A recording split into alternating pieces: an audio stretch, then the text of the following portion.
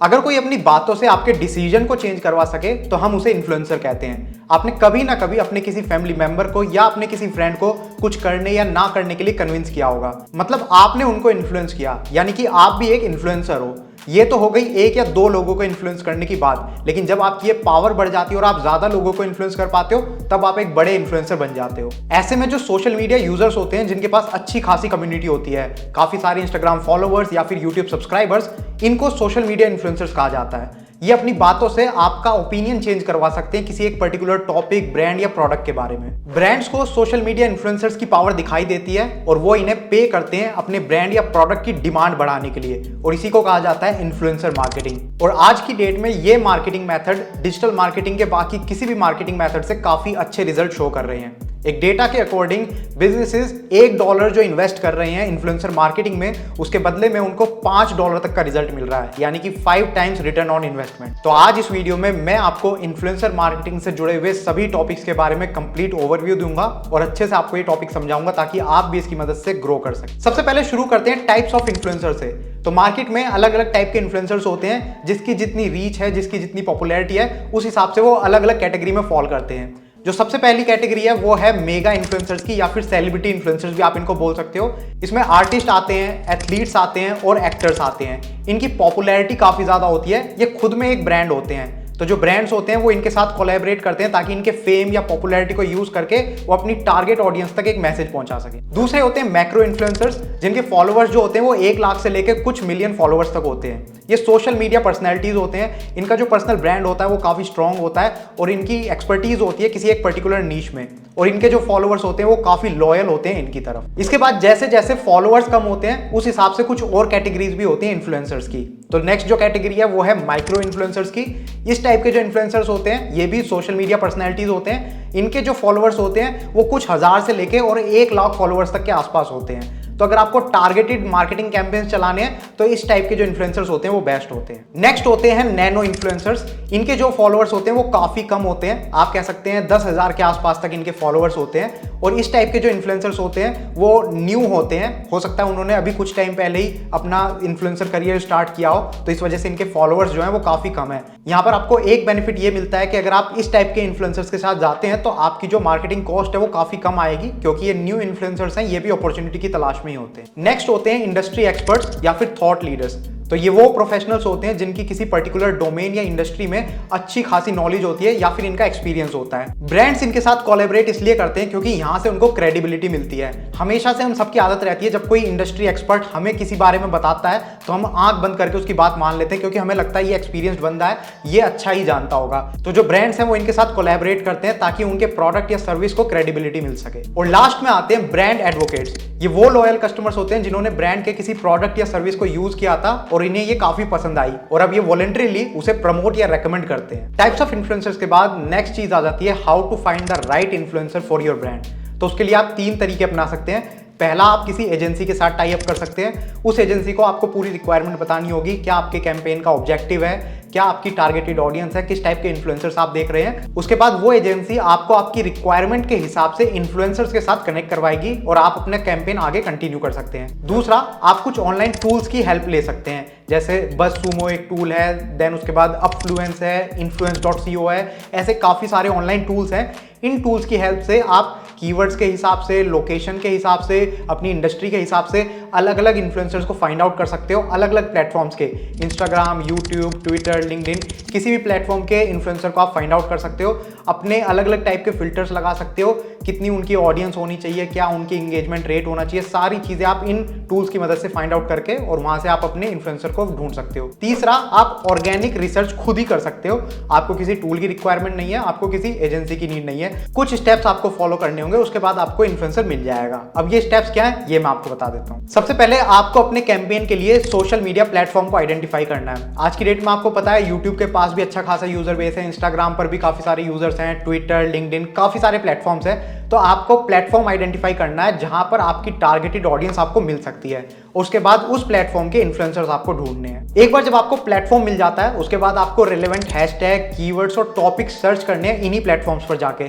वहां से आपको काफी सारे सोशल मीडिया इन्फ्लुएंसर्स मिल जाएंगे जो ऑलरेडी आपकी इंडस्ट्री के टॉपिक्स के ऊपर वीडियो बना रहे हैं। एक बार आपको सोशल मीडिया इन्फ्लुएंसर्स मिल जाते हैं इन अकाउंट के ऊपर, उसके बाद आपको इन्हें शॉर्टलिस्ट करना शुरू करना है। काफी सारे पॉइंट्स आपको ध्यान में रखने होंगे, जैसे फॉलोअर्स कितने हैं या फिर सब्सक्राइबर्स कितने हैं, इंगेजमेंट रेट किस हिसाब से है, व्यूज कैसे आ रहे हैं, इसके साथ ही उनके जो कंटेंट की क्वालिटी है वो कैसी है, टोन कैसी है, वीडियो क्वालिटी, ऑडियो क्वालिटी, सारी चीज आपको देखनी होगी। इन्फ्लुएंसर की टोन कैसी है, किस हिसाब से वो कन्वे कर रहे हैं मैसेज, कैजुअल वे में कर रहे हैं या कोई प्रोफेशनल टाइप की वीडियो बना रहे हैं, वो सारी चीज आपको देखनी पड़ेगी। इसके साथ ही आपको ये भी देखना है कि जो इंगेजमेंट है वो जेन्युइन है या नहीं। वो आप कैसे देख सकते हैं, उसके लिए आपको कमेंट चेकआउट करने पड़ेंगे, लोग कैसे कमेंट्स कर रहे हैं कंटेंट के नीचे, और जो इन्फ्लुएंसर है वो उन कमेंट्स का रिप्लाई कैसे कर रहा है, वो सारी चीज भी आपको देखनी पड़ेगी। और लास्ट में आपको कंसिस्टेंसी भी देखनी है। कंसिस्टेंसी काफी ज्यादा इंपॉर्टेंट है। ये देखना होगा आपको कि वीडियोस कितने टाइम इंटरवल में डल रही हैं, हफ्ते में एक डल रही है, महीने में एक डल रही है, या फिर एक आज डल गई, अगली कब डल रही है कुछ नहीं पता। ये सारी चीजें आपको चेकआउट करनी पड़ेंगी। यहां पर मैं आपको एक चीज ये भी बताना चाहूंगा कि अगर किसी इन्फ्लुएंसर के मिलियंस में फॉलोअर या सब्सक्राइबर हैं, तो ये अज्यूम मत कर लीजिएगा कि वो टॉप इन्फ्लुएंसर है उस पर्टिकुलर नीश का। काफी इन्फ्लुएंसर्स ऐसे हैं जिनके फॉलोअर्स या सब्सक्राइबर्स तो मिलियंस में हैं, लेकिन उनके जो व्यूज आते हैं वो कुछ थाउजेंड ही आते हैं। तो हमेशा जब भी आप इन्फ्लुएंसर के बारे में रिसर्च कर रहे हैं, तो सारी चीज देखिए, कितने फॉलोअर्स हैं, कितने सब्सक्राइबर्स हैं, इंगेजमेंट रेट कैसा है, व्यूज कैसा है, एवरीथिंग। इससे एक चीज ये भी पता लगती है कि इन्फ्लुएंसर्स के जो फॉलोअर्स हैं वो फेक हैं या जेन्युइन। काफी इन्फ्लुएंसर्स ऐसे हैं जो फेक फॉलोअर्स भी इकट्ठा करके रखते हैं। तो अगर आपको ये पता चल जाता है कि इंगेजमेंट ठीक ठाक है, फॉलोअर या सब्सक्राइबर काउंट के हिसाब से ठीक है, किसी एक दो वीडियो में ऐसा भी हो जाता है कि इंगेजमेंट बिल्कुल कम है, लेकिन काफी सारी वीडियोस में इंगेजमेंट ठीक ठाक है, तो इसका मतलब फॉलोअर्स भी जेन्युइन है। साथ ही आप ये भी देख सकते हैं कि उन इन्फ्लुएंसर के साथ आपकी इंडस्ट्री के जो दूसरे ब्रांड्स हैं, क्या उन्होंने भी उनके साथ कोलैबोरेट किया है या नहीं।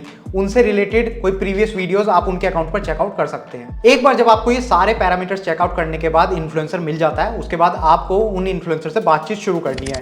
डिपेंडिंग ऑन द प्लेटफॉर्म आप उनको डायरेक्ट मैसेज भी भेज सकते हैं या फिर ईमेल भी भेज सकते हैं। उसमें आपको अपने कैंपेन ऑब्जेक्टिव के बारे में उनको अच्छे से बताना है, सारी चीजें आपको क्लियरली एक्सप्लेन करनी है, how this campaign will be beneficial for both of you. अच्छे से आपको एक एक चीज बतानी है। कोशिश कीजिए कि इन्फ्लुएंसर के साथ आप लाइफ टाइम रिलेशन बनाएं, क्योंकि ये जो मार्केटिंग कैंपेन होते हैं ये वन टाइम नहीं होते, आपको इन इन्फ्लुएंसर्स की रिक्वायरमेंट फ्यूचर में भी पड़ेगी। एक बार जब सारी बातें क्लियर हो जाती हैं, उसके बाद आप इन्फ्लुएंसर के साथ प्राइसिंग की बातें कर सकते हैं। प्राइसिंग में आपको काफी सारी चीजें उन्हें बतानी पड़ेंगी।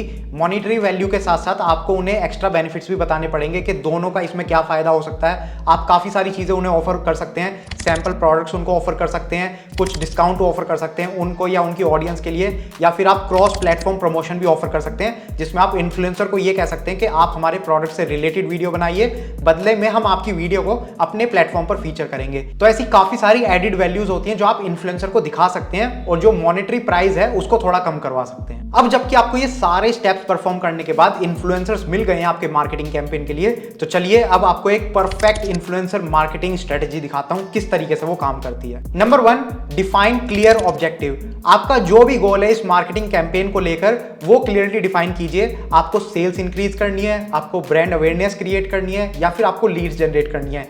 एक बार जब आपका कैंपेन ऑब्जेक्टिव आपको क्लियरली पता चल जाएगा, उसके बाद ही आप इन्फ्लुएंसर स्ट्रेटेजी जो है वो इंप्लीमेंट कीजिए। Number 2, allocate a budget. एक बार जब आपका मार्केटिंग ऑब्जेक्टिव डिफाइन हो जाता है, उसके बाद आपको बजट एलोकेट करना है। इसमें काफी सारी चीजें देखी जाती हैं, आपका जो ब्रांड है, आपका जो प्रोडक्ट है वो किस इंडस्ट्री में है, प्रोडक्ट वैल्यू क्या है, आप किस लेवल तक उस कैंपेन को स्केल अप करना चाहते हैं। इसके साथ ही कुछ एडिशनल कॉस्ट भी आपको इसमें ऐड करनी पड़ती है, जैसे प्रोडक्ट सैंपल अगर आप इन्फ्लुएंसर को प्रोवाइड कर रहे हैं तो सैंपल की कॉस्ट, उसकी शिपिंग कॉस्ट, और इसके साथ ही अगर आपने किसी पेड इन्फ्लुएंसर मार्केटिंग टूल की हेल्प ली है तो उसकी कॉस्ट भी आप इसमें ऐड कर सकते हैं। Number 3, know your target audience. आपको अपनी टारगेट ऑडियंस के डेमोग्राफिक्स को समझना है, उनके इंटरेस्ट को समझना है, उनके प्रेफरेंसेस को समझना है। जब ये सारी चीजें आपको अच्छे से समझ में आ जाएंगी, उसके बाद ही आप इन्फ्लुएंसर को अप्रोच कर सकते हैं। Number 4, identify the right influencers. पिछले स्टेप में मैंने आपको अच्छे से डिटेल में बताया था कैसे आप राइट इन्फ्लुएंसर्स अपने ब्रांड के लिए आइडेंटिफाई कर सकते हैं। काफी सारी चीजें आपको देखनी पड़ेंगी, क्या इन्फ्लुएंसर की जो वैल्यूज हैं वो आपके ब्रांड की जो वैल्यूज हैं उनके साथ कोरिलेट कर पाती हैं या नहीं, किस टाइप का क्वालिटी कंटेंट वो प्रोवाइड कर रहे हैं। ये सारी चीजों के हिसाब से एक बजट में इन्फ्लुएंसर आपको फाइंड आउट करना होता है। Number 5, develop a compelling campaign. तो अलग अलग टाइप के इन्फ्लुएंसर कैंपेन्स होते हैं, जिसमें स्पॉन्सर्ड पोस्ट भी होती हैं, प्रोडक्ट रिव्यूज भी होते हैं, फिर उसके बाद गिव अवेज, चैलेंजेस, कॉम्पिटिशंस, काफी सारी चीजें होती हैं। अलग अलग टाइप के कैंपेन की जो कॉस्ट है वो अलग अलग पड़ती है। तो आपको सबसे पहले ये समझना है कि किस टाइप के कैंपेन से आपको ज्यादा फायदा होगा और फिर उसी हिसाब से कैंपेन का बजट एलोकेट कीजिए और कैंपेन को इंप्लीमेंट कीजिए। Number 6, set clear expectations and guidelines. अब ये जो इन्फ्लुएंसर कैंपेन होता है ये दो तरफा होता है, एक आपका इसमें रोल होता है, दूसरा इन्फ्लुएंसर का। तो जो टर्म्स एंड कंडीशंस आपकी हैं या जो गाइडलाइंस हैं वो इन्फ्लुएंसर के साथ क्लियरली सेट कर दीजिए। उनको बता दीजिए आपकी तरफ से क्या क्या इंफॉर्मेशन आप दे सकते हैं, क्या क्या हेल्प आप कर सकते हैं, और आपका जो भी ब्रांड मैसेज है वो क्लियरली उनको स्टेट आउट कीजिए कि इस तरीके से हम चाहते हैं ये मैसेज ऑडियंस तक पहुंचे। Number 7, encourage authenticity and creativity. तो आपको मैं बता देता हूं, जो ये सोशल मीडिया इन्फ्लुएंसर्स होते हैं जिनके पास काफी सारे फॉलोअर्स या सब्सक्राइबर्स हैं मिलियंस में, कई सालों से ये काम कर रहे हैं और इनकी ऑडियंस के साथ इनका एक अच्छा कनेक्शन बन जाता है। और क्योंकि ये इतने सालों से काम कर रहे हैं तो इनको अच्छे से पता है इनके चैनल पर इनकी टारगेटेड ऑडियंस के साथ किस तरीके से कौन सा कैंपेन बढ़िया परफॉर्म करता है। तो इनकी हेल्प लेने की कोशिश कीजिए। इस बात की जिद को पकड़कर मत बैठिए कि मेरे पास एक अच्छी मार्केटिंग टीम है, अच्छे लोग हैं, उन्होंने काफी रिसर्च करी है, हम इस टाइप का कैंपेन करना चाहते हैं। एक बार इन्फ्लुएंसर्स के साथ डिस्कस कीजिए। जितने भी ज्यादा ऑथेंटिक और क्रिएटिव आइडियाज वो प्रेजेंट करते हैं उससे आपको सबसे ज्यादा बेनिफिट देखने को मिलेगा। इसमें जो यूजर जनरेटेड कंटेंट होता है उससे काफी बढ़िया बेनिफिट मिलता है, आपके ब्रांड को अच्छी खासी रीच मिलती है, सोशल प्रूफ मिलता है और लोगों का जो ट्रस्ट है वो अच्छा खासा बिल्ड हो जाता है। एक चीज का यहां पर मैं आपको छोटा सा बताना चाहूंगा। अभी मैंने आपको बताया जो काफी पुराने इन्फ्लुएंसर्स हैं जिनके पास अच्छे खासे फॉलोअर्स हैं, उन्हीं के साथ आप ये स्ट्रेटजी फॉलो कर सकते हैं। जो न्यू इन्फ्लुएंसर्स हैं वो इस बारे में आपकी ज्यादा हेल्प नहीं कर सकते, तो वहां पर आप अपनी मार्केटिंग टीम के अकॉर्डिंग जो भी वो कैंपेन बता रहे हैं, जो भी स्टेप्स वो बता रहे हैं वो फॉलो कीजिए। Number 8, leverage multiple platforms. अभी मैंने आपको बताया था काफी सारे सोशल मीडिया प्लेटफॉर्म्स हैं, Twitter, LinkedIn, Facebook, Instagram, YouTube. हर प्लेटफॉर्म की ऑडियंस अलग होती है और हर प्लेटफॉर्म पर आपको अलग अलग इन्फ्लुएंसर्स देखने को मिलेंगे। कुछ इन्फ्लुएंसर्स ऐसे हैं जो मल्टीपल प्लेटफॉर्म पर काम करते हैं, लेकिन कुछ इन्फ्लुएंसर्स ऐसे हैं जो किसी एक प्लेटफॉर्म पर उनके पास अच्छी खासी ऑडियंस है, दूसरे प्लेटफॉर्म्स को वो इतना यूज नहीं करते। तो आपको क्या करना है, हर प्लेटफॉर्म के हिसाब से जो टॉप इन्फ्लुएंसर्स हैं उनके साथ आपको काम करना है। एक प्लेटफॉर्म पर दूसरा इन्फ्लुएंसर होगा, दूसरे प्लेटफॉर्म पर कोई और इन्फ्लुएंसर होगा, तो हर प्लेटफॉर्म के हिसाब से इन्फ्लुएंसर ढूंढिए और अपनी मार्केटिंग स्ट्रेटजी इंप्लीमेंट कीजिए। Number 9, track and measure performance. एक बार कैंपेन इंप्लीमेंट करने के बाद आपको उसे मॉनिटर करना है, किस हिसाब से आपको व्यूज मिल रहे हैं, किस हिसाब से क्लिक्स मिल रहे हैं, इंगेजमेंट रेट क्या है, कन्वर्जन कितनी है, आपकी जो ROI है उसको मेजर कीजिए, उसके हिसाब से अपनी जो स्ट्रेटजी है उसमें चेंज कीजिए। एक टिप मैं इसमें आपको देना चाहूंगा, शुरू में जब आप नए इन्फ्लुएंसर के साथ काम कर रहे हैं तो बड़े बजट को अवॉइड कीजिए, छोटे छोटे बजट से शुरू कीजिए और एक बार जब आपको कैंपेन की इफेक्टिवनेस दिखती है, जब आपको दिख रहा है कि इन्फ्लुएंसर अच्छा परफॉर्म कर रहा है, कैंपेन अच्छा परफॉर्म कर रहा है, उसके बाद आप धीरे धीरे बजट इंक्रीज कर सकते हैं। Number 10, monitor and engage with influencer content. Influencer के साथ आपका रोल सिर्फ इतना ही नहीं होता कि आपने अपना मैसेज बता दिया, आगे का काम इन्फ्लुएंसर का। एक बार जब पोस्ट लाइव हो जाती है उसके बाद पोस्ट के साथ इंगेज करने की कोशिश कीजिए, जो भी कमेंट आ रहे हैं पोस्ट पर उनका रिप्लाई करने की कोशिश कीजिए। और लास्ट में पॉइंट नंबर 11 है मॉनिटर इंडस्ट्री ट्रेंड्स।